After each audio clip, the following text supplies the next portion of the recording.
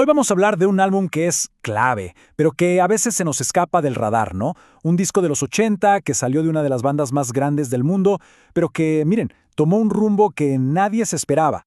A ver, esta frase es fuertísima y la verdad tiene su razón de ser. Así es como un montón de críticos y fans se refieren al disco So Red the Rose del proyecto Arcadia.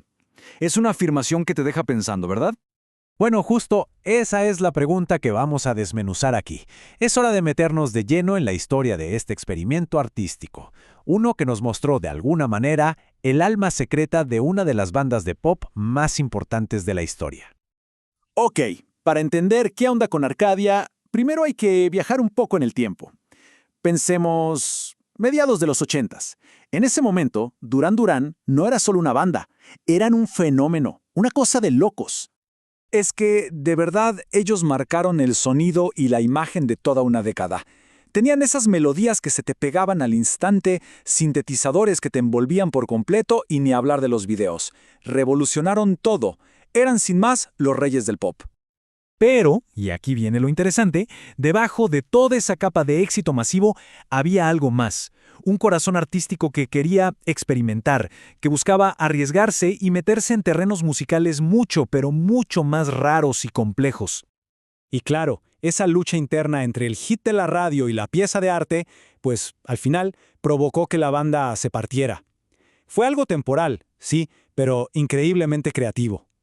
El año clave para todo esto fue 1985. La banda se toma un respiro, una pausa que ya estaba planeada, y es ahí cuando se dividen en dos proyectos, pero con ideas súper distintas.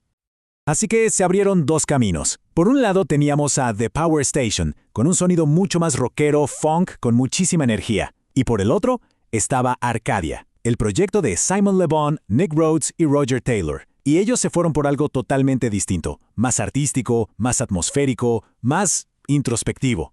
Y es en este camino en el que nos vamos a enfocar. Y esto nos trae finalmente al único disco que Arcadia llegó a sacar, una verdadera joya que se llama So Red the Rose. La idea era esa, clarísima desde el principio. No querían hacer otro disco de Duran Duran. Al contrario, buscaban alejarse de esa fórmula para crear algo más sofisticado, con muchas capas, un disco para escuchar con atención. El disco se grabó en París, que seguro le dio ese aire tan chic que tiene, y salió a finales del 85. Se presentó como una especie de alternativa elegante a todo el pop que sonaba en la radio en ese momento. Y para que nos demos una idea de qué tan en serio iban, solo hay que ver con quiénes colaboraron. Ojo a esta lista. No se anduvieron con chiquitas. Trajeron a gente como David Gilmour de Pink Floyd, a la leyenda del jazz Herbie Hancock, a Sting. O sea, esto no era un juego, era un proyecto artístico de primerísimo nivel. Hasta el arte del disco era parte del viaje. Este detallito del código oculto en la portada te dice mucho, ¿no? Habla de la atención al detalle, del deseo de crear una obra de arte total, no solo un puñado de canciones y ya.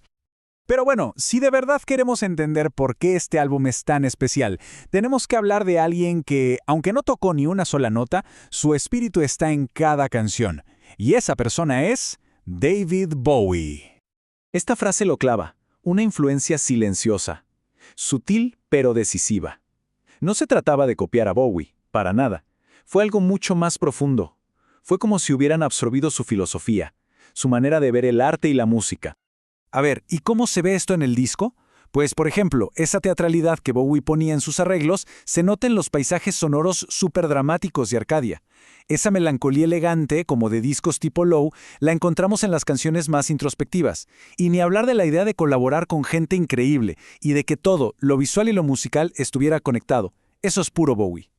Básicamente, la influencia de Bowie fue lo que hizo que Arcadia pasara de ser un simple proyecto paralelo de estrellas de pop a un experimento artístico con voz propia, con una identidad única que iba más allá de los números 1 en las listas. Entonces, ¿qué fue de este proyecto tan ambicioso? ¿Cómo le fue y qué lugar ocupa hoy en la historia de la música? Comercialmente, al álbum le fue bien, moderadamente bien. Se metió en el top 30 en Estados Unidos y en el Reino Unido, que no está nada mal, pero obvio, no llegó a las cifras monstruosas de Duran Duran. Es que este no era un disco para estadios, era un disco para escucharlo con audífonos, tranquilo. Y esto es parte de lo que lo hace tan especial, de su mística. Arcadia fue como un cometa, un destello brillante y súper fugaz. Nunca hicieron una gira, nunca tocaron en vivo. Salió el disco y el proyecto se esfumó, dejando solo la música como testamento. Y al final, este es su legado. Para los fans de Hueso Colorado es un tesoro, una joya escondida. Para quienes estudian la música, es la prueba de que los miembros de Duran Duran tenían una versatilidad artística impresionante. Y para todos, es un ejemplo perfecto de cómo las ideas de un genio como Bowie se esparcieron e inspiraron la música de toda una década. Y todo esto nos deja con una última pregunta para pensar, ¿no? So Red the Rose no fue el disco más vendido de sus creadores, pero quizá sí fue su declaración artística más audaz. Nos hace cuestionarnos dónde está el verdadero legado de un artista. ¿En los discos de platino o en esos momentos donde se arriesgan a hacer algo completamente diferente y creativo?